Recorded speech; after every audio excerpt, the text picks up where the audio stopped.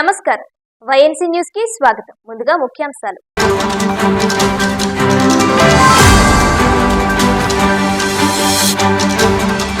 కాకినాడ జిల్లాలో motor cycle దొంగతనాలకు పాల్పడుతున్న ముఠాను arrest చేసినట్లు వెల్లడించిన జిల్లా ఎస్పీ బిందు మాధవ్. 14,50,000 విలువ చేసే 29 మోటార్ సైకిళ్లు స్వాధీనం.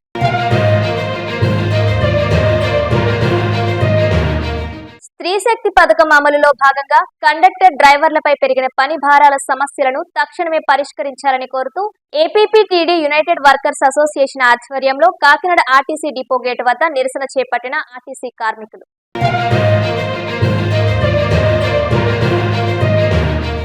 AP anganwadi workers and helpers union ఆధ్వర్యంలో ధర్నా. తమ న్యాయమైన డిమాండ్లను పరిష్కరించాలని కోరుతూ జేసీ అపూర్వ భరత్ కు వినతి పత్రం అందజేత.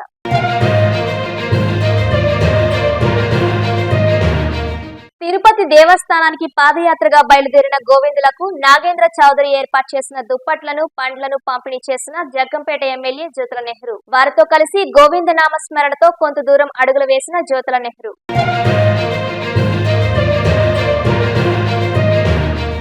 దేశ ప్రజలకు గోదావరి మాత విశిష్టతను తెలియజెప్పేందుకు నాసిక్ నుండి యాత్రకు బయలుదేరి పిఠాపురం విచ్చేసిన స్వామీజీల బృందం.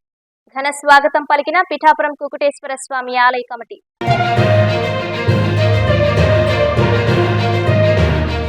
ద్విచక్ర వాహనదారులకు హెల్మెట్ వినియోగంపై అవగాహన కల్పించిన అమలాపురం టౌన్ సిఐ వీరబాబు. ద్విచక్ర వాహనదారులు మాత్రమే కాకుండా వెనుక కూర్చున్న వారు కూడా హెల్మెట్ ధరించాలని సూచించిన సిఐ. కాకినాడ జిల్లాలో మోటార్ సైకిల్ దొంగతనాలకు పాల్పడుతున్న ముఠాను అరెస్టు చేసినట్లు జిల్లా ఎస్పీ బిందు మాధవ్ వెల్లడించారు. ఈ సందర్భంగా జిల్లా ఎస్పీ కార్యాలయంలో ఏర్పాటు చేసిన మీడియా సమావేశంలో వివరాలను వెల్లడించారు. ఈజీ మనీకి అలవాటు పడిన కొందరు వ్యక్తులు ఏర్పడి బైక్ దొంగతనాలకు పాల్పడుతున్నారన్నారు. ఈ కేసులో రంగంపేట మండలం రాజాపురానికి చెందిన యోగి విజయ్, పశ్చిమ గోదావరి జిల్లా పెనుమంట్ర మండలం నెగపూడికి చెందిన నీలాపు హర్షసాయి వర్ధన్, పెనుమంట్ర మండలం మాట్టేరు గ్రామానికి చెందిన చెర్ల జగన్మోహన్ రెడ్డి, పశ్చిమ గోదావరి జిల్లా ఆచంట సాలాది బిళ్ళ, కోనసీమ జిల్లా అలవరానికి చెందిన మేడిది సూర్యప్రకాష్ రావు, పెనుగొండకు చెందిన అడబాల శ్రీను, రావులపాలెం చెందిన సలాది శ్రీనివాసులను అరెస్టు చేయడం జరిగిందన్నారు. వీరంతా ఒక ముఠాగా ఏర్పడి తాముంటున్న ప్రాంతాల్లోనూ ఇతర ప్రాంతాల్లోనూ బైకుల దొంగతనాలకు పాల్పడుతున్నట్లు పేర్కొన్నారు. నిందితుల వద్ద నుండి 14,50,000 రూపాయల విలువ చేసే 29 మోటార్ సైకిల్ను స్వాధీనం చేసుకోవడం జరిగిందని ఎస్పీ వెల్లడించారు. ఈ కేసును ఛేదించడంలో ప్రతిభ కనబరిచిన పోలీసులను, సిబ్బందిని ప్రత్యేకంగా అభినందించారు. ఈ సమావేశంలో SDPO Manish Devaraj Patil, SP DSP KV Satyanarayana, crime CI V Krishna, one town CI Nagadurgarao, ఎస్ఐలు, సిబ్బంది పాల్గొన్నారు. కాకినాడ డిస్ట్రిక్ట్లో స్పెసిఫిక్గా కాకినాడ సబ్ డివిజన్లో 2 వీలర్ దొంగతనాలకి పాల్పడుతున్న ఒక 3 ముద్దాయిలను అరెస్ట్ చేయడం జరిగింది. ఈ 3 ముద్దాయిల దగ్గర 29 బైక్స్ రికవర్ చేయడం జరిగింది. వీటిలో మెయిన్గా హీరో గ్లామరు, ప్యాషన్, ఈ హీరో కంపెనీ బైక్స్ ఎక్కువ ఉన్నాయి. అది హ్యాండిల్ బ్రేక్ చేయడం కొంత ఈజీగా ఉందని వీళ్ళు చెప్తున్నారు. దాంతోపాటుగా ఈ 3 ముద్దాయిలు ఎవరికైతే బైక్స్ అమ్మారో వాళ్ళని కూడా ఒక 4 రిసీవర్లను కూడా ఈ కేసులో ఇంక్లూడ్ చేసి ఆర్గనైజ్డ్ క్రైమ్ సెక్షన్స్ పెట్టడం జరిగింది. ఈ 29 బైక్స్ తాలూకు ఎవరైతే ఓనర్స్ ఉన్నారో అందరినీ ఐడెంటిఫై చేశాము. వెంటనే వాళ్ళందరికీ వాళ్ళ బైక్స్ రిటర్న్ చేసేలాగా వీళ్ళు టేక్ స్టెప్స్. ఈ బైక్స్ మెజారిటీ పోయినవన్నీ జీజీహెచ్ దగ్గర వాళ్ళు ఎక్కడ సూపర్విజన్ లేని చోట పార్కింగ్ చేసిన దగ్గరకు వచ్చి వాళ్ళు ఫాల్స్కి యూజ్ చేసి లేదా హ్యాండిల్ బ్రేక్ చేసి ఈ దొంగతనాలకు పాల్పడటం జరుగుతుంది. From police department side hour request is that చిన్న జీపీఎస్ డివైస్ ఒకటి వస్తుందండి, 600 రూపీస్ది. మీరు ఎక్కడైనా పోలీస్ స్టేషన్లో కాంటాక్ట్ చేస్తే వాళ్ళు చెప్తారు ఏం డివైస్ అనేది. ఆ డివైస్ బైక్ బ్యాటరీ దగ్గర పెట్టుకొని సేఫ్ జోన్ అని ఒక 100 మీటర్స్ మార్క్ చేసుకుంటే అది దాటితే మీకు అలర్ట్ వస్తుంది, మీ బండి మీ దగ్గర నుంచి వెళ్ళిపోతుంది అని. సో 100 మీటర్లే కాబట్టి బైక్ ఒకవేళ ఎవరైనా మూవ్ చేసినా కూడా వెంటనే పట్టుకోగలుగుతారు. సో దయచేసి అడిషనల్ ప్రికాషన్స్ తీసుకోండి. ఈ ఫాల్స్ కీలు తయారు చేసుకుంటున్నారు, అట్లనే హ్యాండిల్ లాక్లు బ్రేక్ చేస్తున్నారు కాబట్టి ఈ అడిషనల్గా ఈ జీపీఎస్ లాంటి అదర్ సెక్యూరిటీ మెజర్స్ కనుక తీసుకుంటే ఇట్లాంటి దొంగతనాలని అరికట్టడం మరింత ఈజీగా ఉంటుంది. Thank you. Install so many cameras.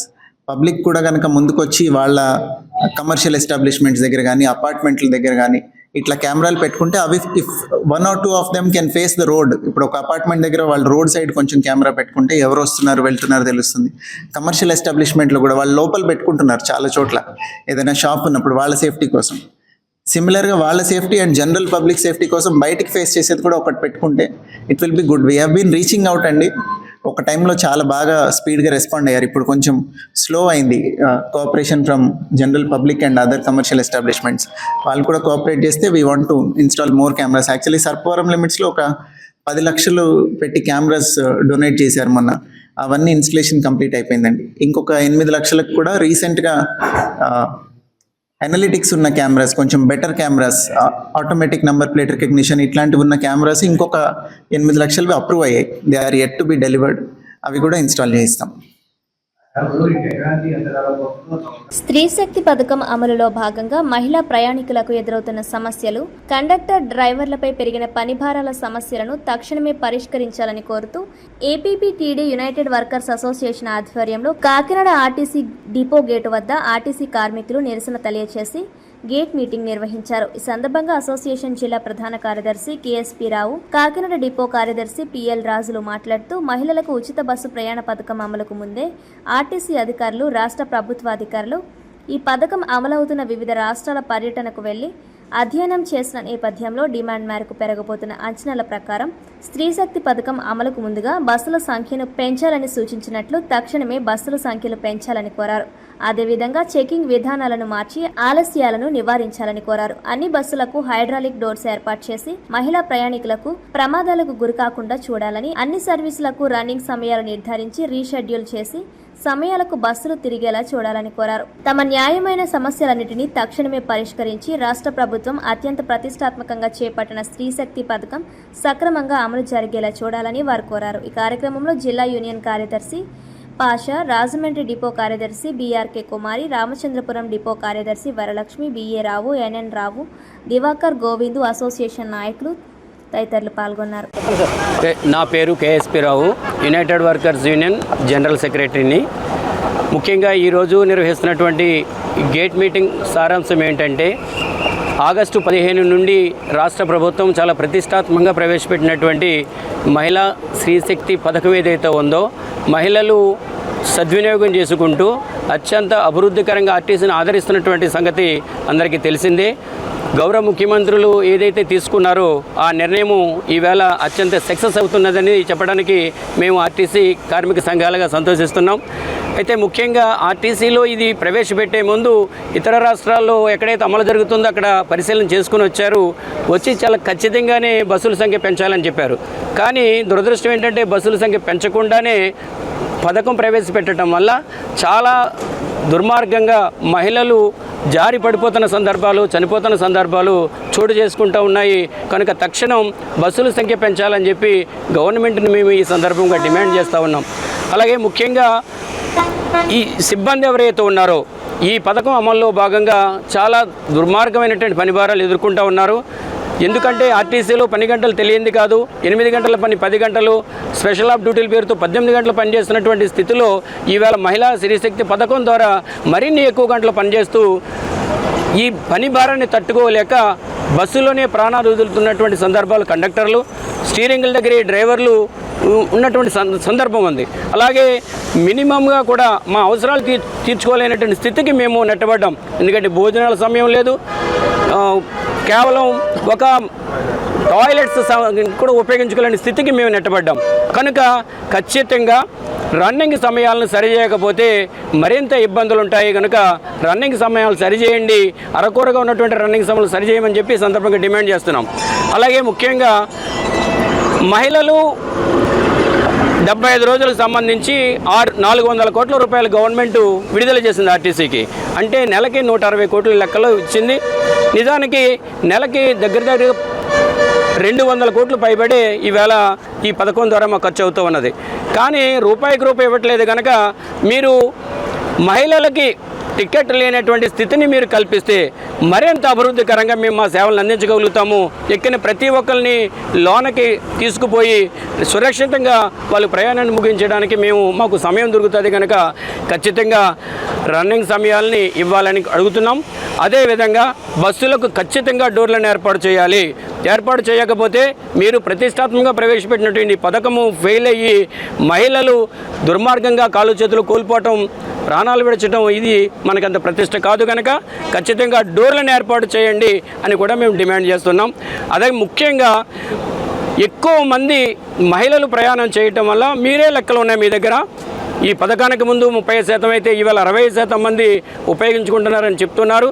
కనుక అత్యధికంగా ఉన్నటువంటి మహిళలకు ఇస్తున్న 0 టికెట్లు పొరపాటున పురుషులకు కూడా డబ్బులు తీసుకుని మేము ఇస్తూ ఉన్నాము. కనుక ఈ కేసుల్ని సీరియస్ కేసులో చూడొద్దు. ఇంకా మీరు ఒకే కోణంలో చూస్తున్నారు. దీని వెనకాల చూస్తే మహిళలకు మేము పొరపాటున డబ్బులు టికెట్లు ఇచ్చి డబ్బులు కోల్పోతున్నాము.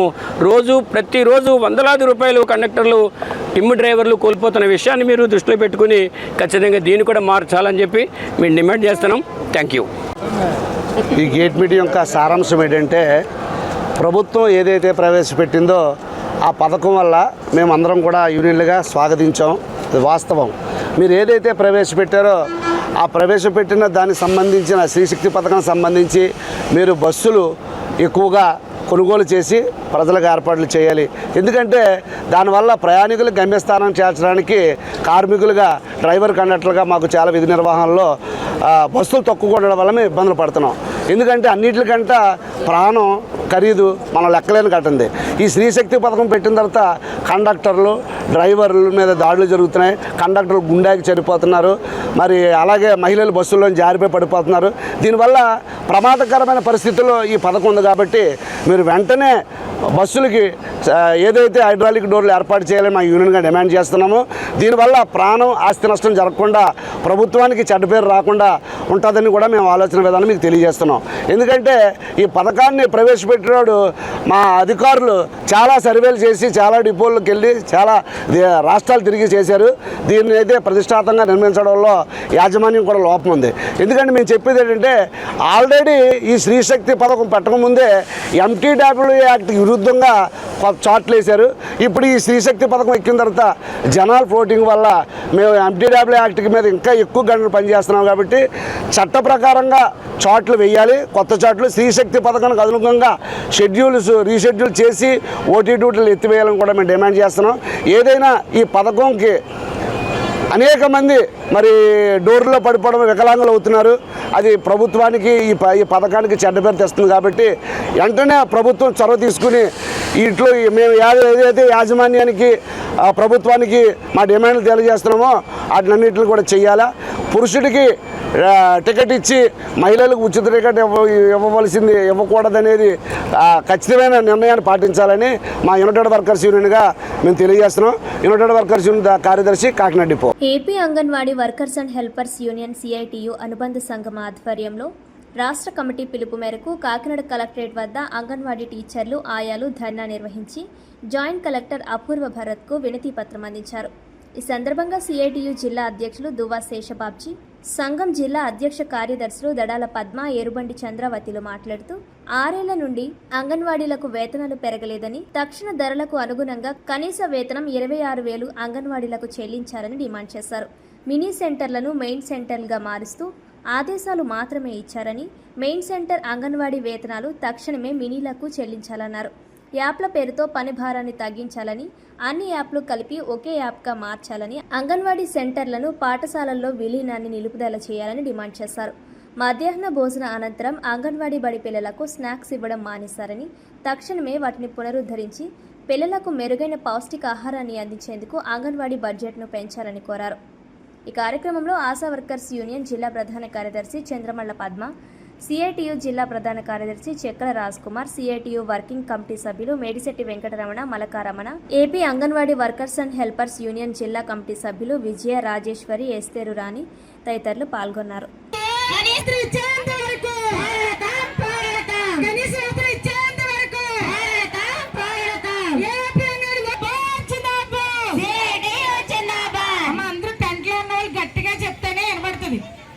మీడియా వచ్చారు కదా.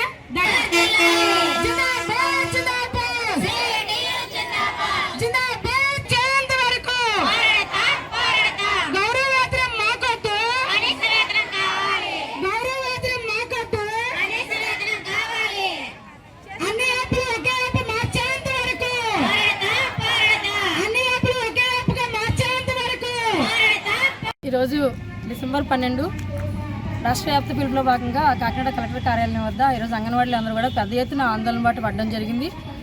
కారణం ఏంటంటే వేతనాలు పెంచాలి, మెయిన్ వేతనాలు పెంచాలి. ధరలు పెరుగుతున్నాయి కానీ వేతనాలు అయితే కనుక 6 సంవత్సరాల నుంచి వేతనాలు పెంపుదల చేయలేదు కాబట్టి తక్షణమే వేతనాలు పెంచాలని చెప్పేసి, అలాగే సంక్షేమ పథకాలు గ్రామాల్లో ఉన్న వాళ్ళకి ఆదాయ పరిమితి 10,000 అని చెప్పేసి అంగన్వాడీలకి వాహన మిత్ర కానీ, అమ్మఒడి కానీ, అలాగే స్కాలర్షిప్లు కానీ, ఫీజు రియంబర్స్మెంట్ కానీ, ఇళ్ల స్థలాలు కానీ ఏమీ ఇవ్వట్లేదు.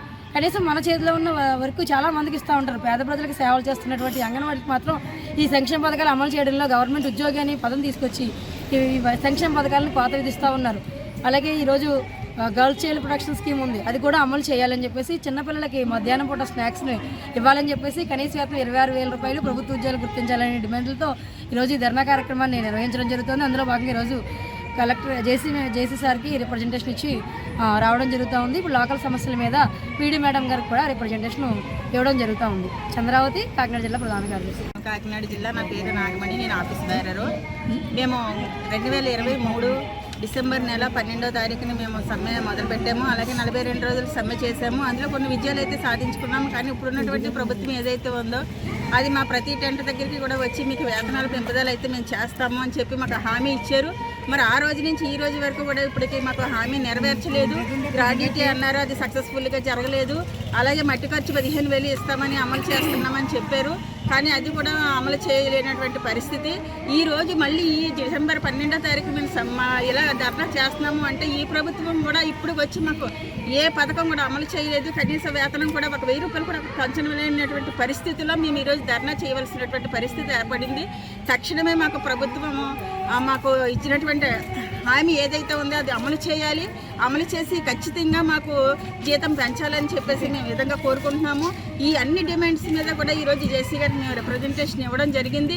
అదేవిధంగా మాకు ఈ పోరాటంలో ఈ రోజు మేము చేస్తున్నటువంటి ధర్నాకు ప్రభుత్వం వెంటనే స్పందించి సానుకూలంగా మాకు జీతం పెంచాలని చెప్పేసి మీ anganwadi AP anganwadi workers and helpers తరపున మేము కోరుకుంటున్నాం.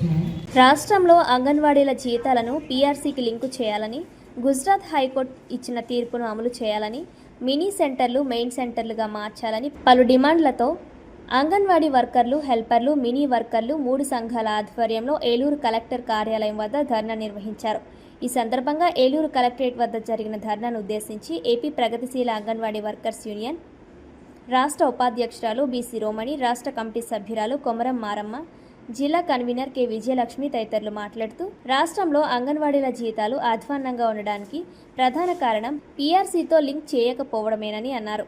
పక్క రాష్ట్రం తెలంగాణలో అంగన్వాడీల జీతాలు పీఆర్సీకి లింక్ చేసుకున్నారని, మన రాష్ట్రం కంటే వారు అధిక వేతనాలు పొందుతున్నారన్నారు. రాష్ట్రంలో మున్సిపల్ కార్మికులు పీఆర్సీకి లింక్ చేసుకోవడం వల్లనే 21,000 వేతనం పొందుతున్నారని, మన రాష్ట్రంలో అంగన్వాడీ వర్కర్లు 11,500, హెల్పర్లు 7,000 మాత్రమే వేతనాలు పొందుతున్నారని, చాలీచాలని జీతాలతో అంగన్వాడీ వర్కర్లు బతకలేని పరిస్థితిలో ఉన్నారని ఆవేదన వ్యక్తం చేశారు. తక్షణమే రాష్ట్ర ప్రభుత్వం అంగన్వాడీల జీతాలను పీఆర్సీకి లింకు చేసి పెంచాలని వారు డిమాండ్ చేశారు. పని భారాలు, యాప్ల ఒత్తిడి, ఎఫ్ఆర్ఎస్లు రద్దు చేయాలని డిమాండ్ చేశారు. ఈ కార్యక్రమంలో ఐఎఫ్టియు జిల్లా అధ్యక్షులు కెవి రమణ, ప్రధాన కార్యదర్శి బద్దా వెంకట్రావు, ఏలూరు నగర అధ్యక్ష కార్యదర్శులు B Somayya, Erra Srinivasulu, Konathala Ramalakshmi, Akash, K Vijayadurga, B Baby, Sankaramma, Kechchala Padma తదితరులు పాల్గొన్నారు. పని భారం తగ్గించాలని ఎన్నో ధర్నాలు మనం 42 రోజులు ధర్నా కూడా చేస్తాం 2 సంవత్సరాల క్రితం. అప్పుడు ఈ కూటమి ప్రభుత్వం మన దగ్గరికి వచ్చి, మేము వచ్చిన తర్వాత మీ జీతాలు పెంచుతాం, మీకు పని భారం తగ్గిస్తాం అని ఎన్నో వాగ్దానాలు చేస్తుంది. అయినప్పటికీ కూడా ఇంతవరకు కూడా ఆ ప్రభుత్వం మనం ఇంకా చూడడం లేదు. ఇంకా ఏంటంటే పని భారం, ఒత్తుళ్ళు, యాప్లు ఎక్కువ పెట్టేస్తుంది. ఆ యాప్లు ఎక్కువ పెట్టేసి చేయండి, యాప్లు ఎఫ్ఆర్ఎస్ చేయండి, అన్నీ చేయండి అని మనపై పని ఒత్తిడి ఎక్కువ భారం పెట్టింది. ఈ అన్నిటికీ మనం తల వంచి చేస్తూనే ఉన్నాం. జీతాలు పెంచుతారు కదా అని చూస్తూనే ఉన్నాం, కానీ మన గోడు ఎవరు కూడా వినిపించుకోవడం లేదు. మన జీతం పెంచుదామన్న ఆలోచనే లేదు వాళ్ళకి. ఎమ్మెల్యేల జీతాలు పెరుగుతున్నాయి, ఎంపీ జీతాలు పెరుగుతున్నాయి, అందరూ పెంచుకుంటూ పోతున్నారు. కానీ అంగన్వాడీ వర్కర్ జీతం పెంచుదామన్న ఆశ కానీ వాళ్ళకు ఒక ఆలోచన కానీ ఇంతవరకు రాలేదు. కాబట్టి మనం ఉద్యమం చేస్తూనే ఉండాలి. ఇంకనూ కూడా ఈ ప్రభుత్వం వచ్చింది కానీ మనం మనకి ఎటువంటి సౌకర్యాలు లేవు. ఇంకా మరి మినీ అంగన్వాడీస్, మెయిన్ అంగన్వాడీస్ చేస్తారు, అదొకటి మట్టికి చేస్తారు. ఇంకా చాలా మనకి చాలా చేయాలి. ఎఫ్ఆర్ఎస్ రద్దు చేయాలి, కనీస వేతన 26,000 చేయాలి. పిఆర్సీఎఫ్కి లింక్ చేయాలి. గుజరాత్ ఇచ్చిన హైకోర్టు తీర్పు ప్రకారం మనకి అమలు చేయాలని నేను ఇవన్నిటిని కూడా మీకు విన్నవించుకుంటూ, ఇవన్నీ కూడా మరి చెయ్యాలంటే మళ్ళీ ఎవరు కూడా వచ్చి అమ్మ నీకు జీతం పెంచుతామని అనరు. కానీ పోరాడితే పోయేదేమీ లేదు. పోరాటాలే మనకి అన్నిటికీ కూడా పోరాడి మరి పోలు పనిచేస్తలేదంటే మన పోరాటం వల్ల వాళ్ళు పోలు ఇవ్వడానికి కూడా సిద్ధంగా ఉన్నారు. కాబట్టి ప్రతి ఒక్క మన నాయకులు పిలిపించినప్పుడు మనం పోరాటానికి సిద్ధంగా ఉండాలని, ఐఎఫ్టీ మన నాయకులందరూ మనం వెనకాల నుండి పోరాడాలని నేను ఇంతటితో విన్నవిస్తున్నాను. అనకాపల్లి నుండి తిరుమలకు చేపట్టిన గోవిందులతో పాదయాత్ర మార్గం మధ్యలో జగ్గంపేటలో నాగేంద్ర చౌదరి ఆధ్వర్యంలో జగ్గంపేట ఎమ్మెల్యే తిరుమల తిరుపతి దేవస్థానం పాలక మండలి సభ్యులు జ్యోతుల నెహ్రూ కలిశారు. అనకాపల్లి నుండి తిరుపతి పాదయాత్రగా 10 మంది గోవిందులు ఈ నెల 7వ తేదీ ఆదివారం బయలుదేరారు. ఈ పాదయాత్ర 11వ తేదీ రాత్రి కాకినాడ జిల్లా జగ్గంపేటకు చేరుకుంది. ఈ సందర్భంగా గోవిందులకు భారతీయ ధర్మ పరిషత్ రాష్ట్ర కార్యనిర్వాహక అధ్యక్షులు పాలచెర్ల నాగేంద్ర చౌదరి తన రెసిడెన్సీలో బస సద్ది ఏర్పాట్లు చేశారు. శుక్రవారం ఉదయం తిరిగి పాదయాత్రగా ముందుకు బయలుదేరిన గోవిందులకు నాగేంద్ర చౌదరి ఏర్పాటు చేసిన పండ్లు దుప్పట్లను ఎమ్మెల్యే నెహ్రూ చేతుల మీదుగా అందించి వారిని పూలమాలలతో సత్కరించారు. ఈ సందర్భంగా వారితో కలిసి గోవింద నామస్మరణతో కొంత దూరం అడుగులు వేశారు. ఈ సందర్భంగా ఎమ్మెల్యే జ్యోతుల నెహ్రూ మాట్లాడుతూ సనాతన హిందూ ధర్మ పరిరక్షణకు ప్రతి ఒక్కరూ నడుం బిగించాలన్నారు. సుమారు 800 కిలోమీటర్లు తిరుపతి కాలినడకన బయలుదేరిన వీరి పాదయాత్ర ఆ గోవిందుని దయతో సఫలీకృతం కావాలని ఆకాంక్షించారు. గోవిందుల అభ్యర్థన మేరకు స్వామివారి దర్శనానికి తన సహాయ సహకారాలు ఉంటాయన్నారు. హిందూ ధర్మ పరిరక్షణకు నాగేంద్ర చౌదరి చేస్తున్న కృషి అభినందనీయమని కొనియాడారు. నమో వెంకటేశాయ. ఈరోజు చాలా సంతోషించదగ్గ దినం. ఎందుకంటే అనకాపల్లి నుంచి ఆ కలియుగ వైకంఠేశ్వరుడి యొక్క మాల ధరించి పాదయాత్రగా ఆ స్వామి దర్శనానికి వెళ్తున్నటువంటి 10 మంది స్వాముల్ని ఇక్కడ నేను దర్శించుకోవడం, మా నాగేంద్ర చౌదరి ఇచ్చినటువంటి ఆతిథ్యం కానీ, వారికి ఇచ్చినటువంటి సన్మానాన్ని కానీ, ఇది వారికి కాదు, వారు హిందూ ధర్మాన్ని పరిరక్షించడం కోసం తీసుకునేటటువంటి నిర్ణయంలో భాగంగా ఇవాళ ఒక ప్రచార కార్యక్రమంగా ఇన్ని వందల కిలోమీటర్లు, 600 కిలోమీటర్లు, 700 కిలోమీటర్లు, 800 కిలోమీటర్లు అనకాపల్లి నుంచి అయితే మాకు ఇక్కడి నుంచి ఇన్ని కిలోమీటర్లు పాదయాత్రగా వెళ్ళడం అనేది ఒక సాహసోపేతమైనటువంటి నిర్ణయం. అది కూడా ఒక్కసారి కాదు, ఈ సంవత్సరమే కాదు, ఇందులో 10 సంవత్సరాలు చేసినటువంటి స్వాములు ఉన్నారు, 6 సంవత్సరాలు చేసినటువంటి స్వాములు ఉన్నారు. ఇలా ఎన్నో సంవత్సరాలుగా వెళ్తున్నటువంటి పరిస్థితి ఉంది. అన్ని సంవత్సరాలు బట్టి కూడా ఇక్కడ నాగేంద్ర ఆతిథ్యం ఇవ్వడం, ఆదరించడం, ఆ తిరుపతి వెంకటేశ్వర స్వామి మరి ఆయనకి చల్లని దీవుల్ని కూడా ఇవ్వాలని, అలాగే అందులో భాగంగా మరి వీరు పాదధూళితో మన ప్రాంతం అంతా కూడా సస్యశ్యామలం కావాలని మనస్ఫూర్తిగా నేను కోరుకుంటున్నాను. నమో వెంకటేశాయ.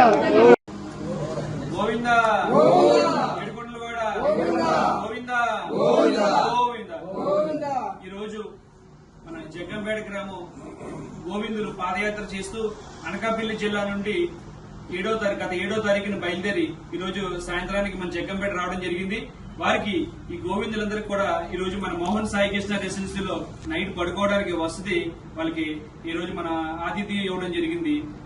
వీరు ఇక్కడి నుంచి తిరుపతి పాదయాత్రగా అనకాపల్లి జిల్లా నుండి ఆ కలియుగ ప్రత్యక్ష దైవమైనటువంటి వెంకటేశ్వర స్వామి వారిని భక్తి శ్రద్ధలతో నామస్మరణతో ఈరోజు ఇక్కడ మన జగ్గంపేట నుంచి రేపు మార్నింగ్ మళ్ళీ తిరుపతి బయలుదేరడం జరుగుతుంది.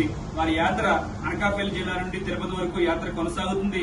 వారి యాత్రకి ఆ కలియుగ ప్రత్యక్ష దైవమైన వెంకటేశ్వర స్వామి ఆశీస్సులు వారి కలిగించి వారి యాత్ర దిగ్విజయంగా పూర్తవ్వాలని చెప్పేసి ఆ వెంకటేశ్వర స్వామి వారిని నేను వేడుకుంటూ, అలాగే మన హిందూ బంధువులారా, ఈ మధ్య మార్గంలో మన పాదయాత్ర చేస్తున్నటువంటి మన హిందూ బంధువులు ఎవరైనా సరే, చార్ధామ్ యాత్ర చేసేవాడు కానివ్వండి, జ్యోతిర్లింగాల యాత్ర చేసేవాడు కానివ్వండి, తిరుపతి పాదయాత్ర గాని, విజయవాడ పాదయాత్ర గాని, ఎవరైనా సరే మన హిందూ బంధువులు ఎవరైనా సరే పాదయాత్ర చేస్తున్న వారికి మీ మధ్య మార్గంలో మీ ఊరు వచ్చినప్పుడు ప్రతి ఒక్కరూ కూడా మన హిందూ బంధువు వస్తున్నారు మన బంధువు అనుకుని చెప్పేసి మీరు వాళ్ళకందరూ కూడా ఆశ్రయం ఇచ్చి వారికి దారికడికి కూడా సహాయ సహకారాలు అందించాలని చెప్పేసి ఈ సందర్భంగా నేను కోరుకుంటూ మీరు మీ గోవిందులందరికీ కూడా దిగ్విజయంగా యాత్ర పూర్తయి ఆ స్వామివారి ఆశీస్సులు కలగాలి అని చెప్పేసి నేను ఈ సందర్భంగా తెలియజేస్తూ నమో వెంకటేశాయ.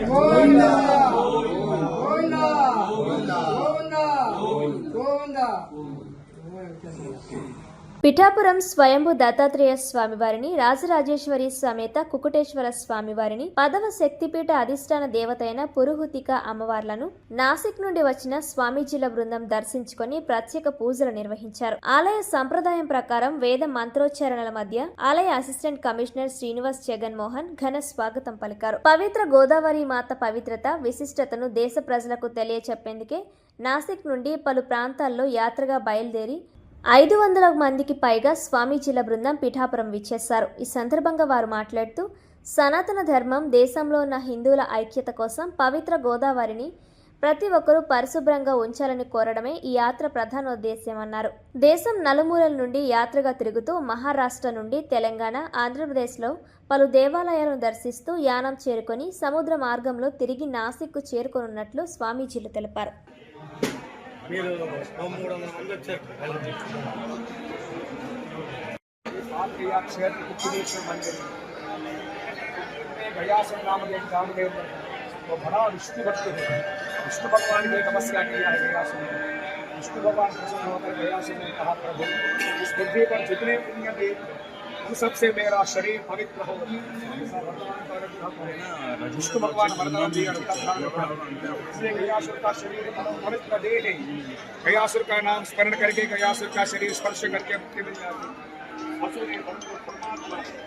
उनका अंचर पुरोर दुष्ट पापी कारण मार देते हैं. यज्ञ आगामी का विघ्न कर उससे पृथ्वी पर शांति नहीं है. देवताओं का विष्णु भगवान के प्रार्थना की है, प्रभु गयासुर संहार करो, पृथ्वी पर शांति करो.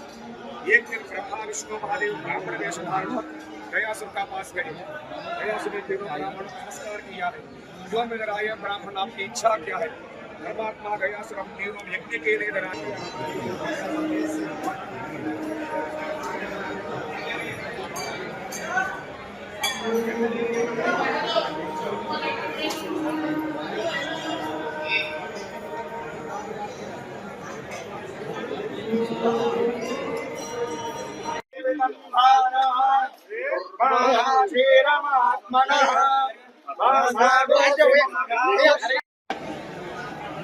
अभी दत्त भगवान का मंदिर स्वयंभू दत्त भगवान, स्वयंभू दत्त भगवान.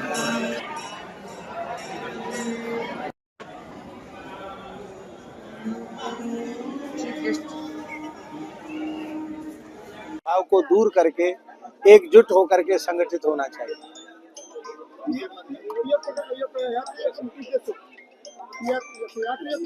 ये यात्रा मेन उद्देश्य क्या है? यात्रा करना ये परिक्रमा. वो तो मैं बोल दिया पहले. इस यात्रा का उद्देश्य है गोदावरी की परिक्रमा, जो बहुत प्राचीन परंपरा से हमारे ऋषि मुनि महर्षि करते चले आ रहे हैं. कालक्रम से वह लुप्त हो गई है, वो पुनः आरंभ हो.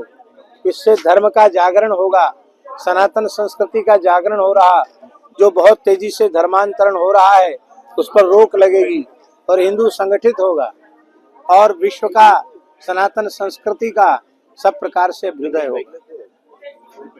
हमारी माता की जय. ఈ రోజు 550 మంది అది సాధు సంతులు గోదావరి ప్రదక్షిణ చేస్తుండ్రు. అసలు ప్రదక్షిణ ఉద్దేశం ఏంటంటే, పూర్వం ఋషి మునులు మన గోదావరి పవిత్రత చాలా ముఖ్యమైనది ఉండే.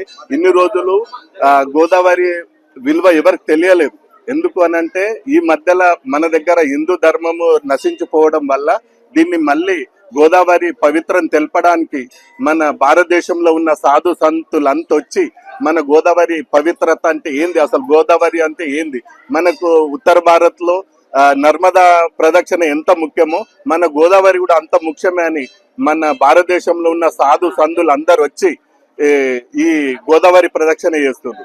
ఎందుకు అని అంటే మనదిక్కడ రోజు రోజుకు హిందూ ధర్మం నశిస్తుంది. దీన్ని జాగృతం చేయడానికి సాధు సంతులు ఒక్కటయ్యి వీళ్ళందరూ కలిసి మన భారతదేశ భారతదేశంలో ఉన్న మొత్తం అందరికీ గోదావరి అంటే ఏందో తెలియాలని మన గోదావరి ప్రదక్షిణ చేసి మన భక్తులందరికీ సాధు సంతుల ఆశీర్వాదం ఉండాలని రాజేందర్ మహారాజ్ సంకల్పం తీసుకొని భారతదేశంలో ఉన్న అన్ని ప్రాంతాల నుంచి ఉన్న సాధు సంతులందరినీ తీసుకొని తన ఈ గోదావరి ప్రదక్షిణ చేస్తుండ్రు.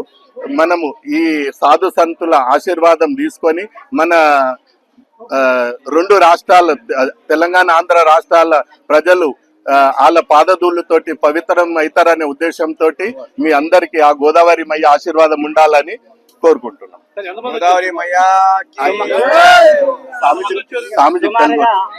సుమారుగా భగవంతుడి కృపా కటాక్షంతో 120 కార్లు 3-4 బస్సులు 3-4 అందరికి భోజనం వ్యవస్థ 4 ట్రక్కులు మినీ బస్సులు చాలా మంది మొత్తానికి 700 చిల్లర వచ్చిన నాన్న. వాస్తవంగా నర్మదా గోదావరి పరిక్రమ చాలా ప్రాముఖ్యమైంది. స్వామి చెప్పినట్టుగా ఆ రోజు శ్రీరామచంద్రుడు కూడా చేశాడు, మత్స్యంద్రుడు గోరఖనాథ్ నవనాథుడు కూడా చేశారు, మరి మంచి మంచి మహానుభావులు కూడా చేశారు. కాబట్టి ఈ మహానుభావులు చేసింది అంతకి ఆగకుండా మరి రాజేంద్ర దాస్ స్వామీజీ మల్క్పేట బృందావనం ఆ స్వామీజీ సంకల్పమే ఒక 650 మంది మహాపుణ్య పురుషులు వచ్చారు వాస్తవంగా. దాని తర్వాత సేవాదారులు వచ్చారు. అందరూ కూడా సుమారుగా కనివిని వెరిగని మహాత్ములు అందరూ కూడా అన్ని రాష్ట్రాల నుంచి వచ్చారు. చాలా ప్రాముఖ్యమైన యొక్క పీఠాపురం దర్శనంకు మేము మహాభాగ్యంగా దోచుకుంటున్నాం. పీఠపురం మహాతల్లి అవధూత దత్తుడి యొక్క ఆశీర్వాదం తీసుకున్నాను. ఈ యాత్ర ఎక్కడ మొదలైంది? ఇది నాసిక్ లో మొదలైంది. నాసిక్ త్రయంబకేశ్వర్ లో మొదలైంది. మళ్ళీ నాసిక్ త్రయంబకేశ్వర్ లో ముగింపు అయిపోతుంది. యానం నుంచి సముద్రం యానం దాకా వచ్చేసినాం. ఇప్పుడు పడవల నుంచి ప్రయాణం చేసి ఆ పక్క పోయి అక్కడ నుంచి నాసిక్ లో ముగింపు అయిపోతుంది. శ్రీరామచంద్రుడే చేశాడు, మహానుభావులే చేశారు, నవనాథులు మత్స్యంద్రుడు గోరఖనాథ్ మహానుభావులు చేశారు. కాబట్టి అలాంటి సత్యపురుషులు చేసింది కాబట్టి మనం కూడా చేయాలని ఒక తపనతోని అదంతా ఆగకుండా మేము కూడా ఈ స్వామీజీ మేము ఒక నడుచుకుంటూ చేసినాం 108 రోజులు. ఇంత మొదలు 10 సంవత్సరాల కింద. ఇప్పుడు మల్క్పేట స్వామీజీ అందరం వెహికల్ చేద్దాం, ఈ చైతన్యం ముందడి గుంట పోదాం, మహాత్ములకు ఒక్కరికి ఇద్దరికి నడుచుడు కాదని ఈ వెహికల్ లో రావడం జరిగింది.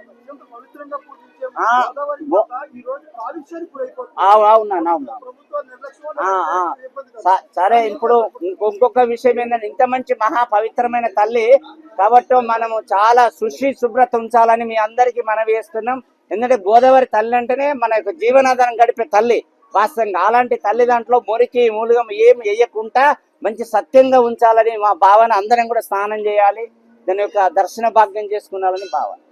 అమలాపురం పట్టణంలో శుక్రవారం టౌన్ సిఐ వీరబాబు ఆధ్వర్యంలో అమరావతి టీవీఎస్ సహకారంతో ద్విచక్ర వాహనదారులకు హెల్మెట్ వినియోగంపై అవగాహన కార్యక్రమం నిర్వహించారు. స్థానిక గడియార స్తంభం సెంటర్ నుంచి పట్టణ పురవీధుల మీదుగా బైక్ ర్యాలీ నిర్వహించి ప్రజల్లో రోడ్డు భద్రతపై చైతన్యం కల్పించారు. అనంతరం సిఐ వీరబాబు మాట్లాడుతూ ఇటీవల చోటు చేసుకున్న రోడ్డు ప్రమాదాల దృష్ట్యా ప్రతి ద్విచక్ర వాహనదారుడు తప్పనిసరిగా హెల్మెట్ ధరించాలని సూచించారు. రాహుల్ మీనా ఆదేశాల మేరకు అమలాపురం పట్టణంలో తరచూ రోడ్డు భద్రత, ట్రాఫిక్ నియమాలపై అవగాహన కార్యక్రమాలు నిర్వహిస్తున్నట్లు తెలిపారు. హెల్మెట్ వినియోగం వల్ల ప్రాణ నష్టం, తల గాయాలు, ప్రమాదాలు గణనీయంగా తగ్గుతాయని ఆయన వివరించారు. ద్విచక్ర వాహనదారులు మాత్రమే కాకుండా వెనుక సీటులో కూర్చున్న వారు హెల్మెట్ ధరించడం అలవాటు చేసుకోవాలన్నారు. ఈ కార్యక్రమంలో టౌన్ పోలీస్ సిబ్బంది, అమరావతి టీవీఎస్ ప్రతినిధులు, స్థానిక యువజన సంఘాల ప్రతినిధులు పాల్గొన్నారు.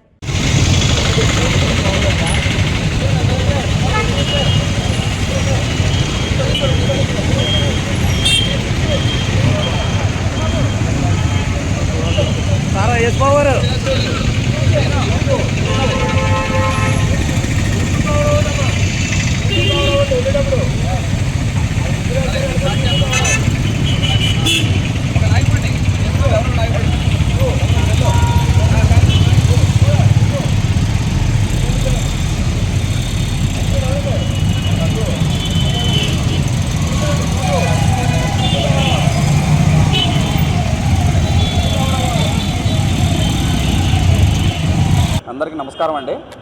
ఈరోజు డాక్టర్ బిఆర్ అంబేద్కర్ కోనసీమ జిల్లా ఎస్పీ గారు అయినటువంటి రాహుల్ మీనా సారు యొక్క ఉత్తర్వుల ప్రకారం 2 వీలర్స్ మీద వెళ్ళే వారికి హెల్మెట్ ధరించడం వల్ల వచ్చే ఉపయోగాలు, ధరించకపోవడం వల్ల వచ్చే నష్టాల గురించి ఒక అవగాహన ర్యాలీ ఏర్పాటు చేయడం జరిగింది.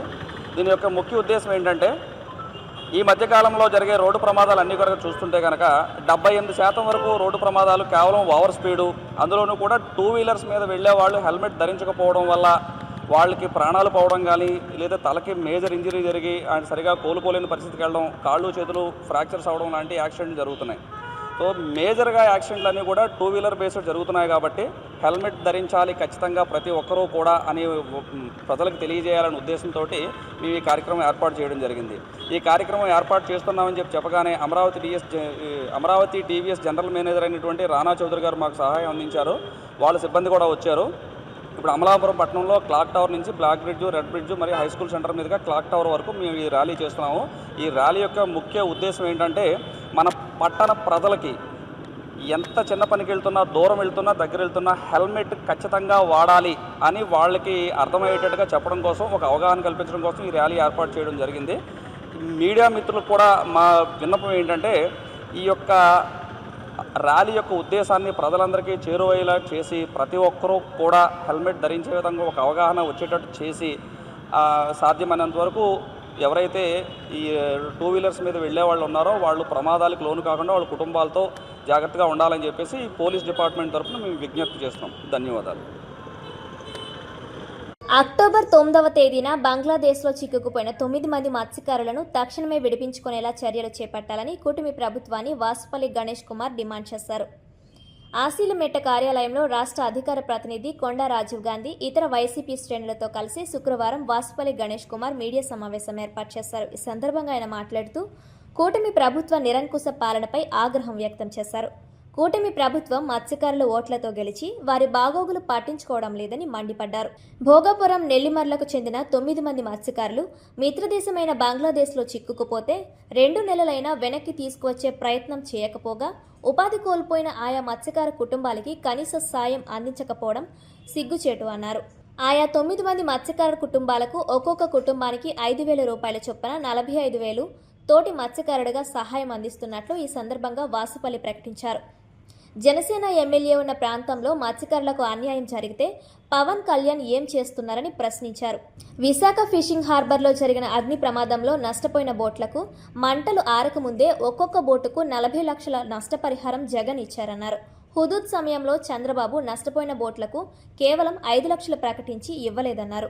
తక్షణమే బంగ్లాదేశ్లో చిక్కుకుపోయిన మత్స్యకారులను విడిపించి నష్టపరిహారం 5 లక్షలు ఇవ్వాలని డిమాండ్ చేశారు. ఈ కార్యక్రమంలో కార్పొరేటర్ చెన్నా జానకిరామ్, వార్డు అధ్యక్షులు, అనుబంధ సంఘాల నాయకులు, వైసీపీ సీనియర్ నాయకులు పాల్గొన్నారు. నాట్ మంత్స్ ఏదైతే ఈ భోగాపురం జరిగిందో నెల్లిమర్ల, అక్కడ ఉండేది ఎవరు? జనసేన ఎమ్మెల్యే ఆవిడ దగ్గరికి వెళ్తే అన్నదంట 6 నెలలు పట్టచ్చు అన్నదంట. What nonsense is this? Where are we? 6 నెలలు పట్టచ్చు అన్నారట.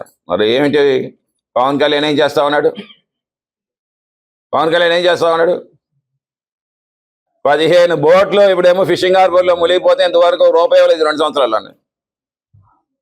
15 బోట్లు మునిగిపోయి జగన్మోహన్ రెడ్డి గారు బోటు మూలికి ఫైర్ అవుతే అంటే అవి ప్రైవేటైజ్ చేయాలని చెప్పి అనుకుంటుందేమో. మరి అవి ప్రైవేటైజ్ చేయాలని, మెడికల్ కాలేజ్ ప్రైవేటైజ్ చేయాలనుకుంటుందేమో. మరి పనులన్నీ ఆపేసింది. అప్పుడు ఇలాంటి ఈ బంగ్లాదేశ్ ఇలాంటి వాటర్స్లో మనం వెళ్తారా? మత్స్యకారులకు చదువు ఉన్నదా?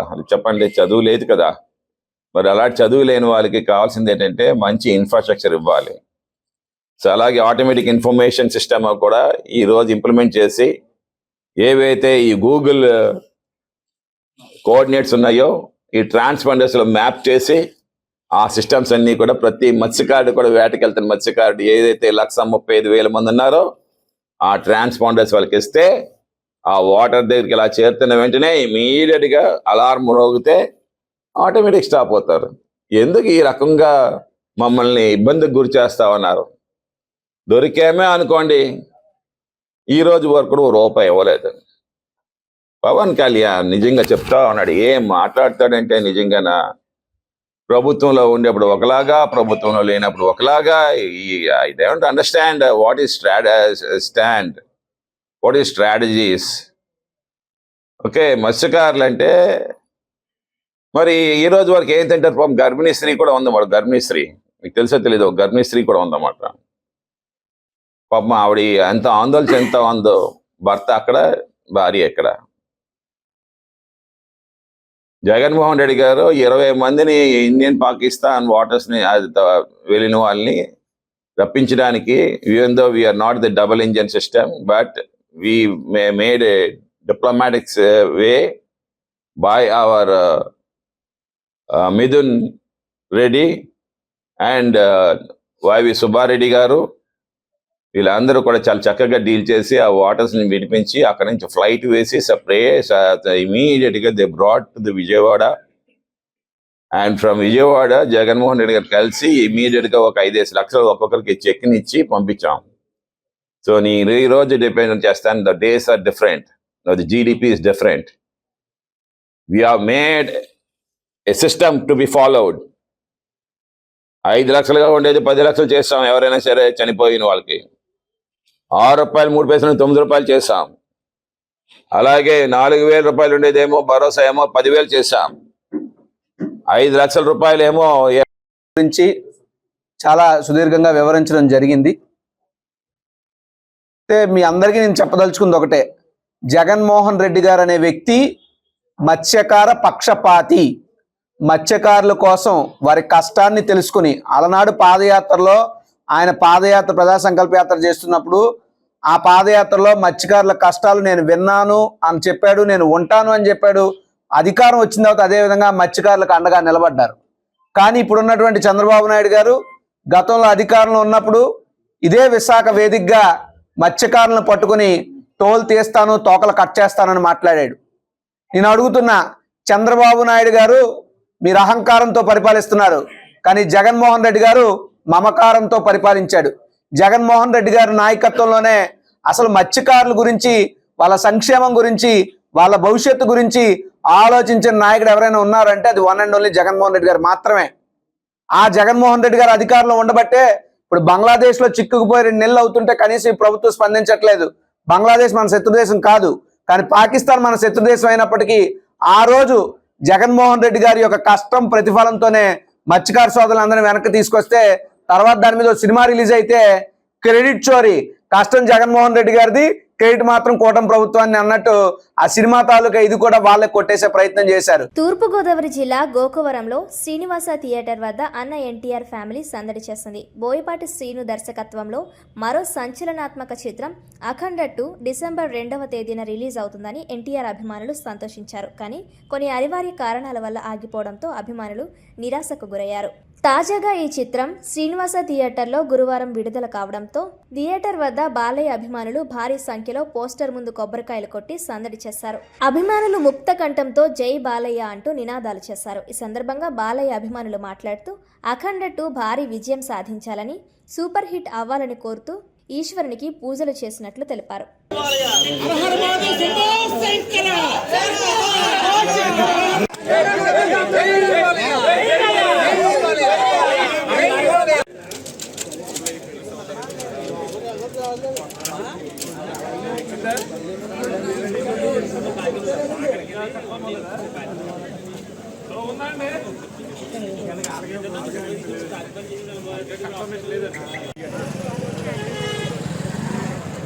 మాది ఇది గోకవరం అండి. శ్రీనివాస థియేటర్ దగ్గర మా బాలకృష్ణ ఫ్యాన్స్ అందరూ మన బాలకృష్ణ సినిమా సూపర్ హిట్ అవ్వాలని అమ్మవారికి పూజలు చేసి ఇక్కడ కొబ్బరికాయలు కొట్టడం జరిగింది.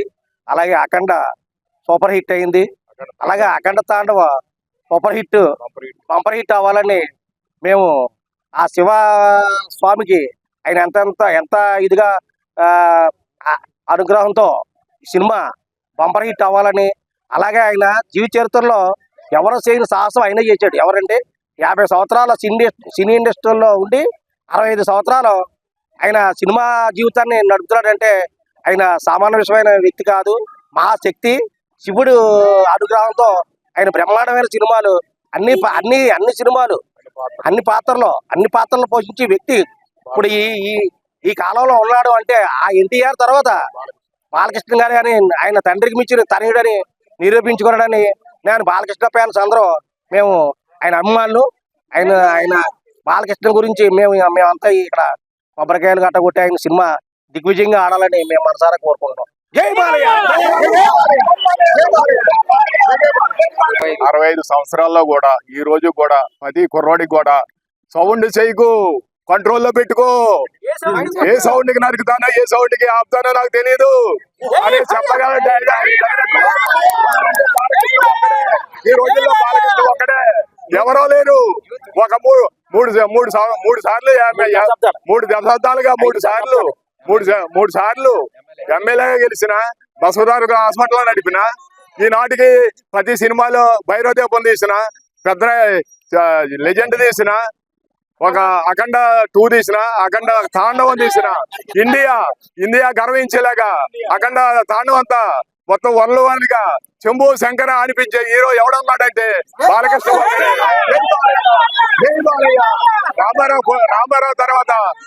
రామారావు తర్వాత అతను కొడుకు అంటే నిరూపించుకున్న ఏకైక హీరో బాలకృష్ణ, నందమూరి బాలకృష్ణ. జై బాలయ్య. ఏ సినిమా కూడా ఇంకా మామూలుగా ఉండదండి. అది మామూలుగా అఖండ కాదు, అఖండ 2 కాదు, ఏ సినిమా తీసినా లెజెండే కాదు. ఏది తీసినా ఆయన డైలాగ్ కి ఇంకా ఫ్యాన్స్ మామూలుగా ఉండదండి. బాక్సులు బద్దలాసిపోతాయండి, మామూలుగా ఉండదు. ఇంకా జై బాలయ్య.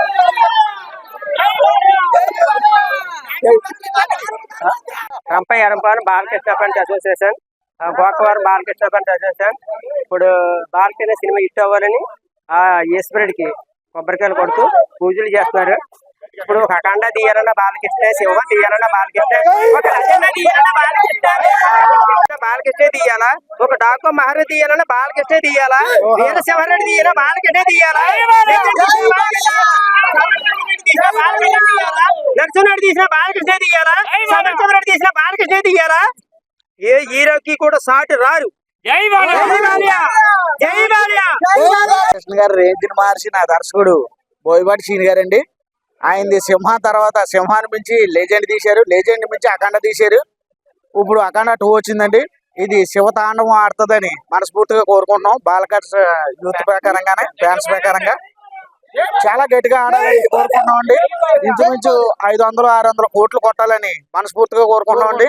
జై బాలయ్య. ఈవేళ పండగ చేసుకుంటున్నాం. 6 సంవత్సరాల నుంచి పండగకే ఈ బాలయ్య బాబుకి ఎవడో ఎదురు లేదు. ఒక డైలాగ్ మాట్లాడాలన్నా, ఒక తొడగొట్టాలన్నా బాలకృష్ణకే చెల్లింది. జై బాలయ్య. జై బాలయ్య. ఈ వార్తలు ఇంతటితో సమాప్తం. తిరిగి వచ్చే బులెటిన్లో మళ్ళీ కలుద్దాం. అంతవరకు సెలవు. నమస్కారం.